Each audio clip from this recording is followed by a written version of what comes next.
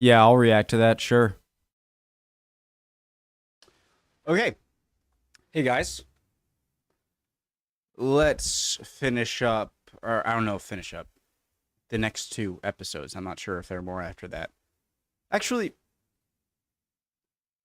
I'm winging it here, all right? I'm not repeating the intro here. My name's Connor. If you're new, hope you're all doing well.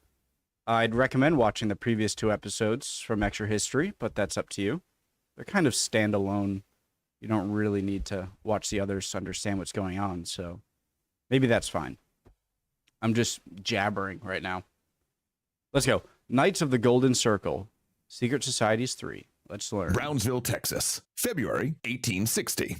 They come from Austin and San Antonio. Internet. Brownsville, Texas, February 1860. They come from Austin and San Antonio, from Galveston and Houston, bringing their guns at the orders of their leader, George W. Bickley. Meeting at the Rio Grande, these men exchange secret handshakes and passwords, learning who is a Knight of the Iron Hand or a Knight of the True Faith, solidifying their roles for the expedition. For soon, they will invade Mexico and conquer it, completing the first step in a plan to create a new empire greater than Rome, a superstate stretching from Virginia to Belize, a lucrative ring of Americanized states who will preserve slavery forever. The Knights of the Golden Circle are ready for war. I mean, kinda. Never heard of this. Thanks so much to Ground News for sponsoring today's If you're interested, make sure to use the tale. links, guys. Welcome back, Adept. Are you ready to continue your journey and advance to a higher circle of knowledge? Because if so, you'll be granted the rank of Snitches Quill get Bearer stitches. in the Ordo Extra Historia. Promotion. Sorry, that never gets old for me. This week, we will unveil to you the Knights of the Golden Circle, a secret organization that tried to create a terrible new world order in the years leading up to the American Civil War. Now, to anyone who'd had dealings with him, it was generally known that its leader, George W. Bickley, wasn't really a man to be trusted. His checkered work history had included stints as a journalist, quack doctor, and shadiest of all, an amateur historian and novelist. Sorry, Rob. But that history didn't seem to faze anyone when on July 4th, 1854, he and a group of companions in Lexington, Kentucky, formed the Knights of the Golden Circle, an organization whose goal was as ambitious as it was grandiose. Bickley's plan was to found a vast transnational empire, a golden circle of slavery that would stretch from the southern United States through Mexico and across the Caribbean to the northern coast of South America. This, he thought, would ensure slavery could never be abolished and geographically link the southern United States with the Empire of Brazil, which at the time was the only other slave nation in the Americas. I could be wrong on this, but I'm pretty certain. I think something like 80% of the slaves in the Atlantic slave trade went to Brazil. Which Then they would reshape Latin crazy number, America, if that's reorganizing its economy along the southern plantation model and Americanize that culture. I'm not trying to say that somehow that's like, I'm not trying to like play moral slave owner state here, okay? I think that's a fact. Which at the time was the only other slave nation in the Americas. Then they would reshape Latin America, reorganizing its economy along the southern plantation model and Americanize that culture. But how to do it? Through filibustering. No, not that filibustering you might be thinking about. A 19th century phenomenon, best described as sort of private colonialism, where small groups would invade Latin American countries and try to take over the government. This almost always went The banana stuff in Central America, didn't Dole? Chiquita? You know what I'm talking about? No, probably not. The bananas companies like doing this to Central American nations. predictably badly, yes, and try to take over the government. This almost always went predictably badly, yet somehow Bickley's ideas found support. Part of that was most likely out of desperation, though. It was clear by the 1850s that American slavery faced determined opposition and might eventually be abolished or phased out. But add Mexico to the South as one or more states, Bickley reasoned, and pro-slavery states would have a permanent majority. Moreover, should they expand further, the slave states could control much of the world's production of high-priced commodities like sugar, molasses, tobacco, cotton, coffee, and rice. And of course, it would own the human labor that produced them as well. For a capital, It's really, I feel like I view, and I'm sure a lot of other people, but I'm just going to speak for myself. I view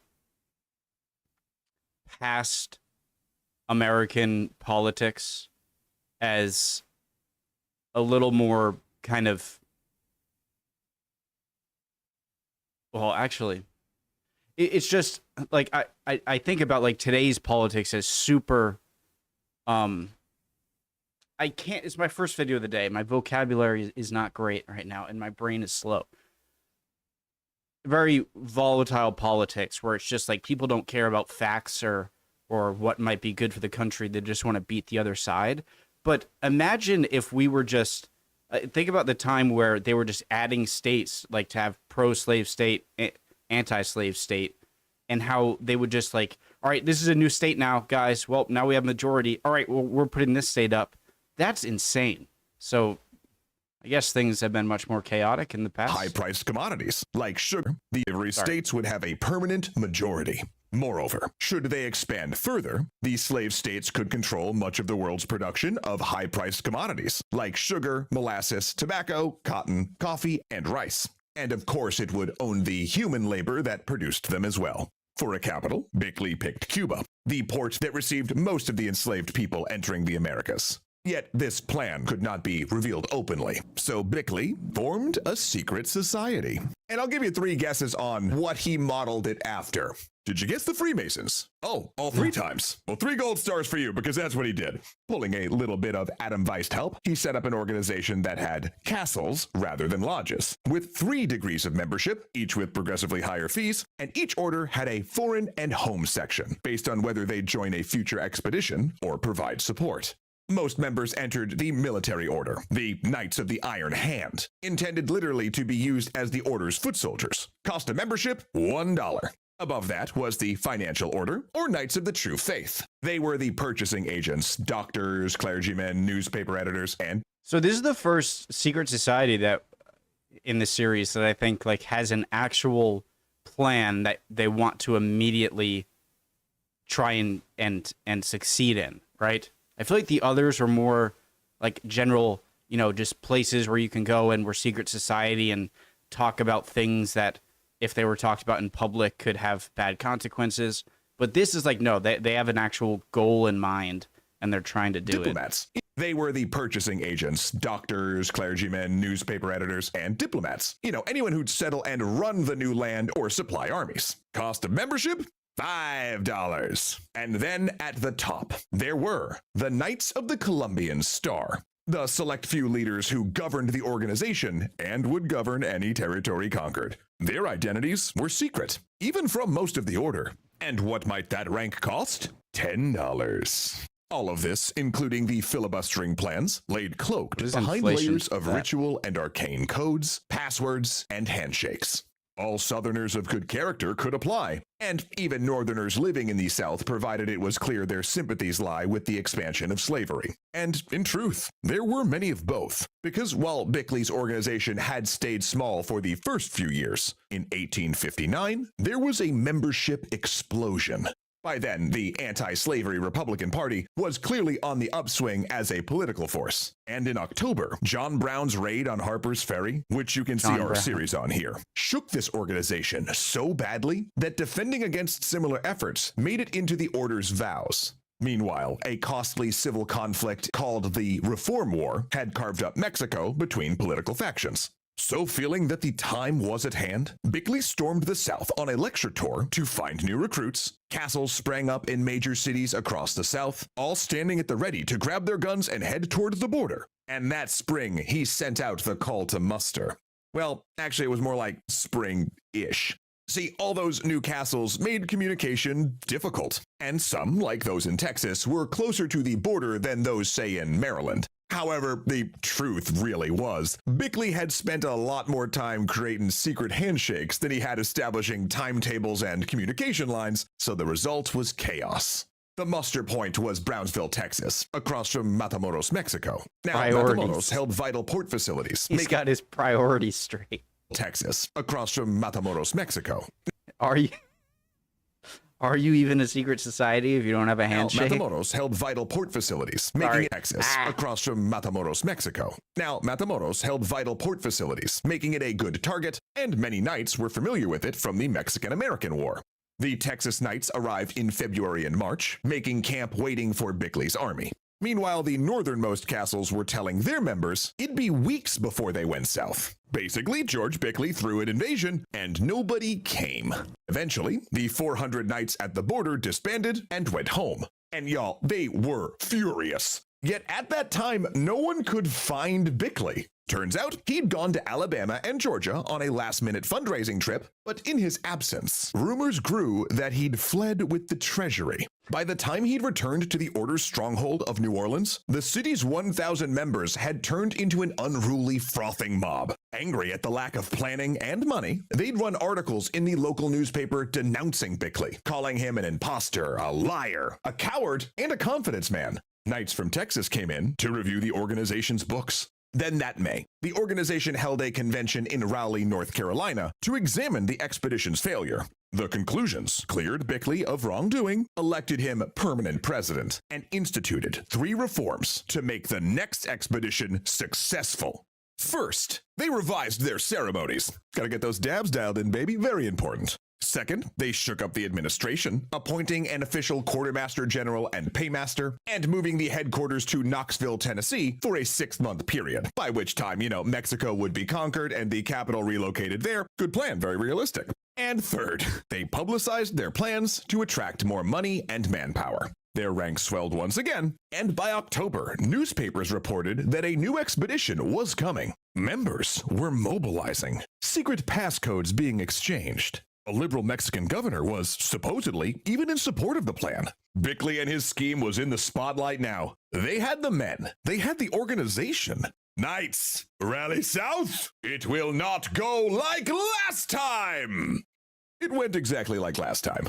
A few hundred Texans gathered at the Rio Grande, realized no one else was coming, and went home. See, Bickley never really created a detailed plan or solved the supply or communications issues. Yeah, turns out he wasn't a general or a shipping expert. He was just some dude. Bickley then tried to drum up interest in a new venture, but Lincoln's wins and the establishment of the Confederacy stole his thunder.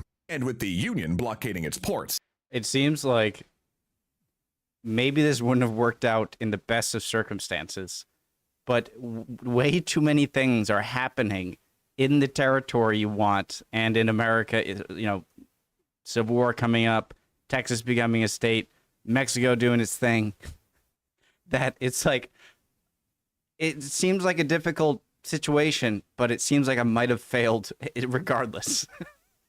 Mexico, and specifically Matamoros, which Bickley had planned to attack, became the Confederacy's only route for exporting cotton, and no one wanted to kill that golden goose. Soon, even Bickley lost interest, resigned, and joined the Confederate Army as a doctor.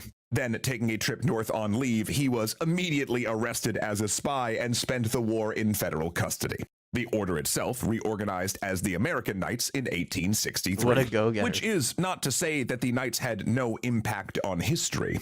During the secession crisis, Knights in Texas rallied as militias in San Antonio, where a contingent of 150 joined an armed standoff, helping force the federal commander to surrender the Alamo and the city's military plaza.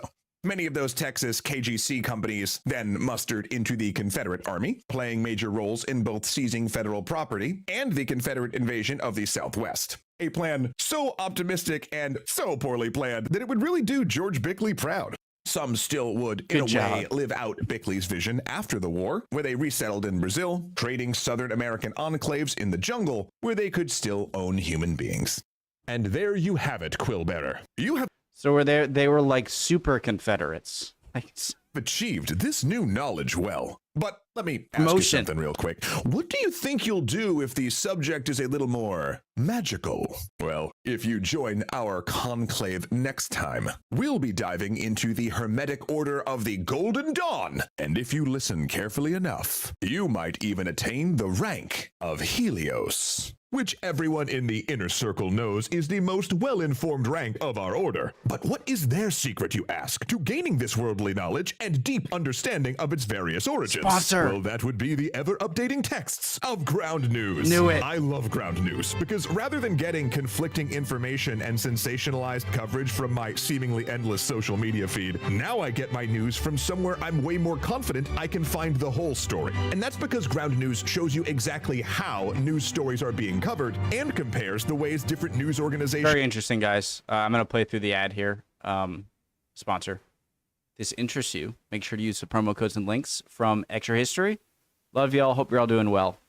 And I'll see you guys next time, and I'll do the other video in a new cover the same video. topics Reaction. from all across the All right, political guys. spectrum, which I find super helpful when I'm trying to analyze news stories that my kind of out there Uncle Kevin keeps sharing with me. Stop it, Kevin! And that is due to their awesome bias distribution chart. It's a great you idea. can see all sorts of information This is about one of the few sponsors that I see in videos that I'm like, this is a good idea. various media outlets you get your news from. Everything from factual accuracy to political leaning to who actually owns said media outlet. That one I always find particularly interesting. All in one easy-to-read location to help you spot media bias and better understand your own reading habits. For instance, I just saw a story about how a man who used a megaphone to lead an attack on police during the January 6th riot got 7 years in prison. And I could see the bias compare headlines and the total number of reporting sources.